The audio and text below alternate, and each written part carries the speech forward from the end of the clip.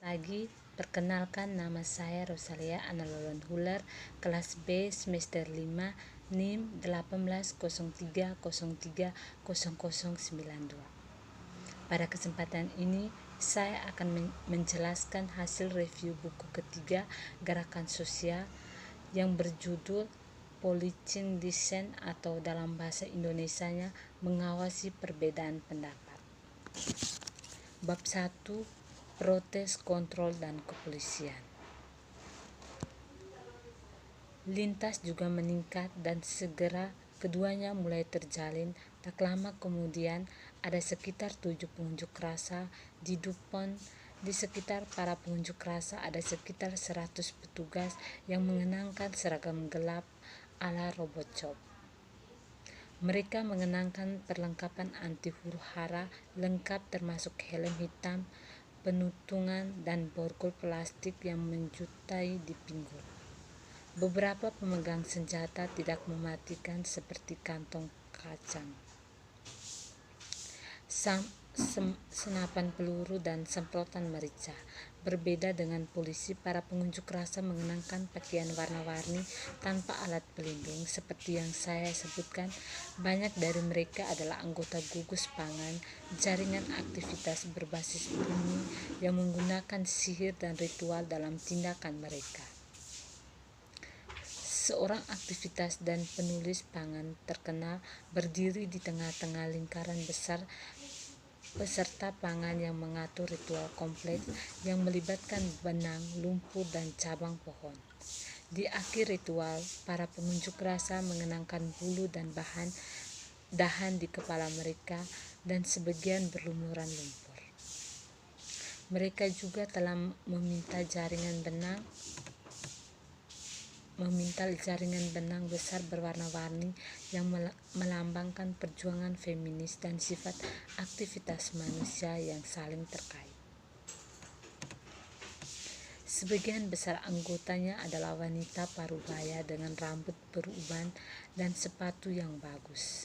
Tampaknya lucu bahwa pasukan polisi yang tampak teguh dan bersenjata lengkap terlibat dalam pengawasan aktivitas terhadap sekelompok kecil wanita parubaya yang mengenakan bulu dan lumpur. Tapi polisi tidak geli ketika mereka siap untuk bertindak. Kelompok pangan mulai memindahkan jaringan benang yang sekarang lebarnya sekitar 25 kaki ke jalan. Mereka berhati-hati untuk menyerang jalan secara legal. Tidak tahu apa yang harus mereka lakukan, polisi mengawasi tampak bingung ketika kelompok itu tiba di tengah persimpangan. Mereka segera mengikat jaringan raksasa ke beberapa lampu jalan yang secara efektif memblokir persimpangan, dan dengan benang mobil mulai protes, kontrol, dan kepolisian memprotes globalisasi dan kebijakan IMF.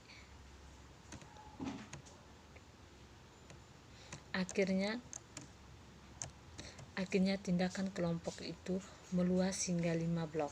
Polisi mengikuti memperingatkan bahwa jika anggota tidak turun dari jalan, mereka semua akan ditangkap. Dengan patuh, para pengunjuk kafir melangkah ke trotoar, namun segera setelah itu polisi mengepung kelompok tersebut dan menangkap semua orang. Tidak jelas mengapa mereka ditangkap pada saat itu, karena mereka menuruti perintah polisi. Namun kemudian mengetahui bahwa kelompok protes yang berbeda telah memecahkan jendela kantor Citibank di bagian lain kota, memicu penangkapan lebih dulu terhadap semua pengunjuk rasa, terlepas dari apakah mereka terlibat dalam protes damai atau perusakan properti atau tidak. Bab kedua, perspektif tentang pengendalian perbedaan pendapat. Kontrol sosial menurut Thomas Blomberg. Teori kontrol sosial bersumber dari teori politik dan sosial klasik. Thomas Hobbes misalnya berfokus pada kemunculan negara demokrasi liberal, masing-masing bergulut dengan bagaimana pemerintah mengatur atau mengontrol warganya sambil melindungi hak dan kebebasan alami mereka. Mereka menghubungkan kontrol sosial dengan kebangkitan seorang penguasa atau pemerintah pada prinsip bertanggung jawab untuk memelihara ketertiban melalui paksaan untuk mengamankan kontrol sosial. Bagi Hobbes, kontrol sosial berarti kemampuan negara untuk mempertahankan kewarganegaraan yang stabil sehingga masyarakat tidak mundur ke kondisi alam yang brutal. Teori yang lebih kontemporer melihat polisi sebagai etnis yang dirancang untuk mengurungi tantangan sosial dan mempertahankan warga negara yang stabil. Berakar dari pemikiran ini adalah argumen bahwa polisi membantu kedaulatan atau negara untuk menghasilkan tatanan sosial yang baik. Artinya, polisi sebagai badan yang mengatur regulasi untuk meningkatkan tatanan sosial internal masyarakat. Bab 3. Anti-globalisasi gerakan. Gerakan anti-globalisasi adalah menakutkan karena gerakan tampaknya mana-mana dan tempat pada waktu yang sama. Mengambil karakteristik dari banyak orang, gerakan ini muncul di seluruh dunia di lokasi yang mengejutkan. Para sejarah gerakan sosial melibatnya dalam garang air di Coromba, dalam pengunjung Sapista di Meksiko, dalam pelawaran penduduk asli terhadap pertanian yang dimodifikasi secara genetik, dalam pendudukan petani di tanah di Brasil, dan bahkan dalam protes menentang genetifikasi di pusat kota Tempe. Gerakan anti-globalisasi juga terletak dalam perselisihan perubahan atas perjanjian pedagang bebas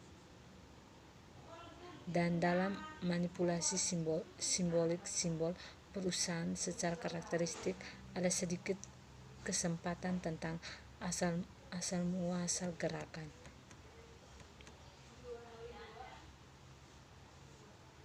Beberapa merasa Feuerstein adalah pendekatan pengetahuan yang membutuhkan empati, kasih sayang, dan pengertian.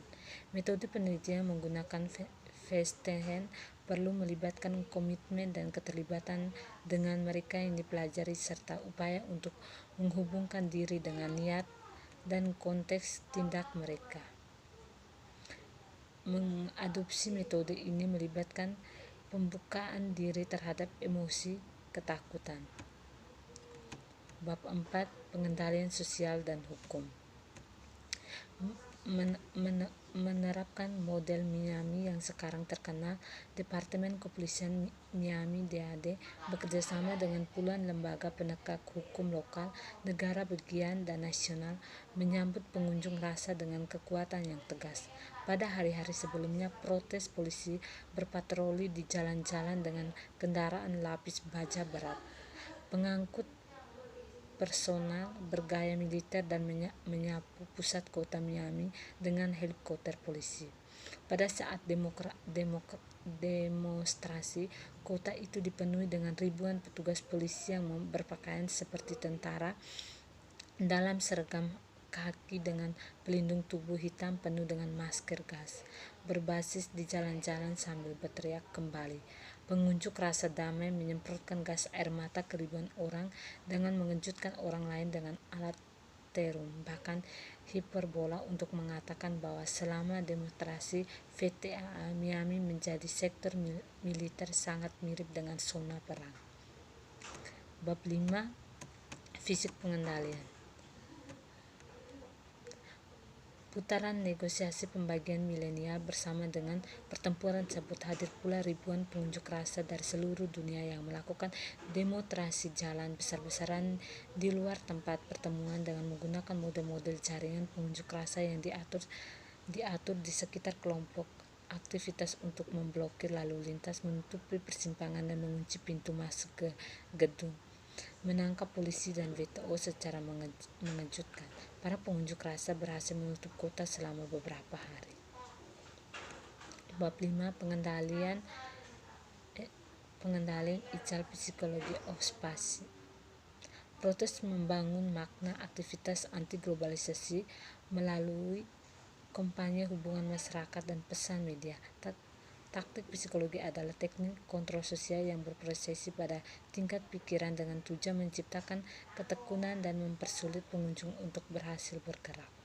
Upaya pemesanan polisi ini membagikan gerakan tersebut sebagai gerakan terkesan berbahaya dan tidak bertanggung jawab yang meningkatkan kecemasan warga dan aktivitas setempat. Teknik psikologi kemudian melibatkan produksi makna budaya.